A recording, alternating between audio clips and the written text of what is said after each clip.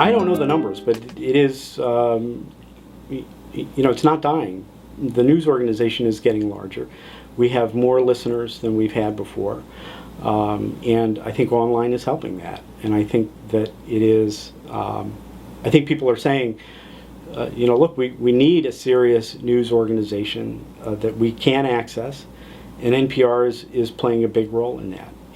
Again, it's about its seriousness. We're serious about what we do.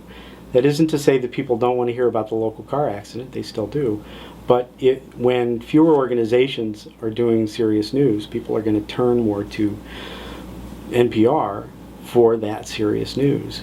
As the news becomes more available online, NPR will hopefully pick up some of that slack where those other organizations had to let it fall away because they don't have the reporters or the staff to cover it.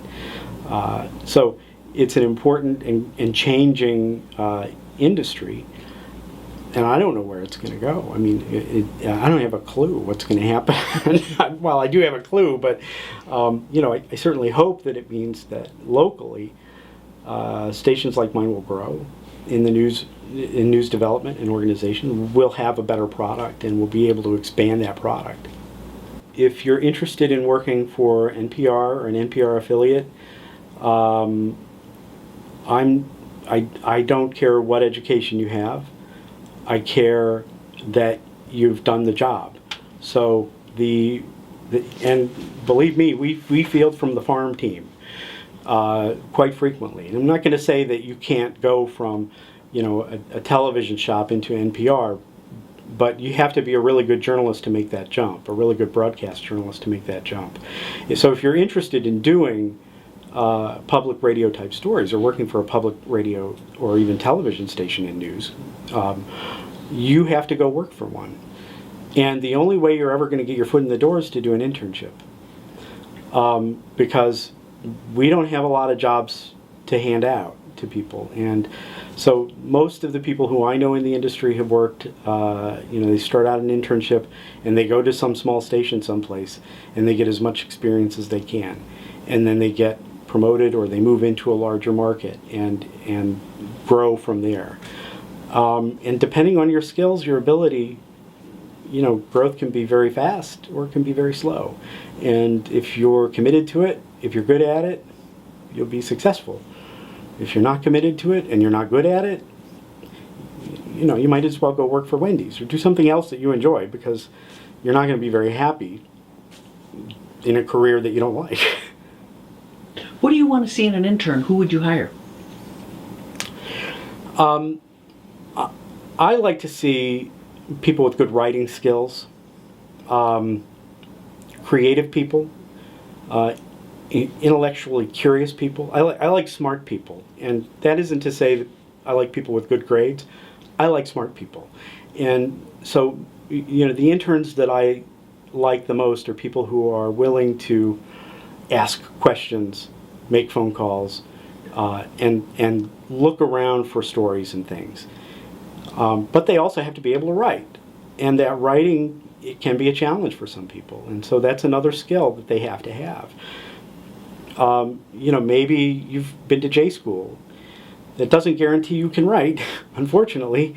So you have to show some competence in writing.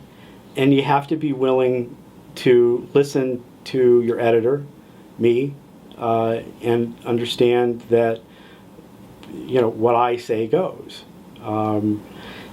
That's probably one of the hardest things for new writers anywhere.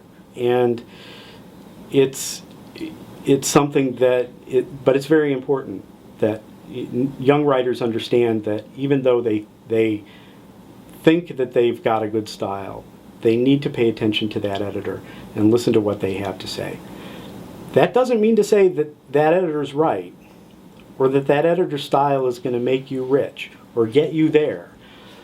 That just means to say that you're going to learn a different style. You're going to learn a different way of doing that writing than you may have been used to. All of when I start an edit with anybody, I tell my students, I tell my interns the same thing. I know you're all smart. I know you're all creative. I know you want to be good writers. You're going to listen to me, and I'm going to tell you things you don't want to hear. but you got to hear them, and don't take them personally. And when you've sold your first book, or you have your first radio show, or you're making $1 million a year doing whatever it is you do, you're more than welcome to call me any name you want to call me, and say, he made me write this way, as long as you understand that in some way it improved what you're trying to do.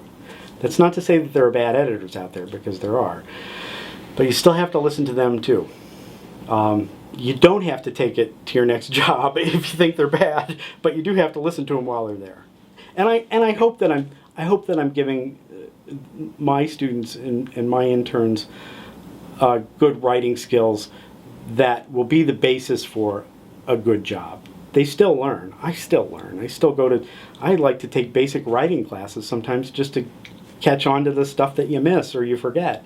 So there's never an end to it. I mean, unless you're making a fortune writing, there's always more to learn, and so you just keep learning. Any parting words of advice to a budding journalist about thinking of radio as a future? It's all about the writing, and if you're interested in news and you don't like to write, you should do something else. And it's because it really is still a writer's world, and increasingly so, because anybody can pick up a video camera and make high def anything. Anybody can pick up a microphone and talk about anything. To make it relevant, you have to know how to write. You have to know how to create. You have to know how to report on the story. So if you think that the technology is making it easier for you to do something like that, you got to remember it's making it easier for everybody else too. And if you don't have the creative skill, that writing skill, to put those stories together that are compelling, interesting, necessary, you won't be successful, because you'll be like everybody else. So there's no point in you being like everybody else. That's not what it's about. So it's still about the writing.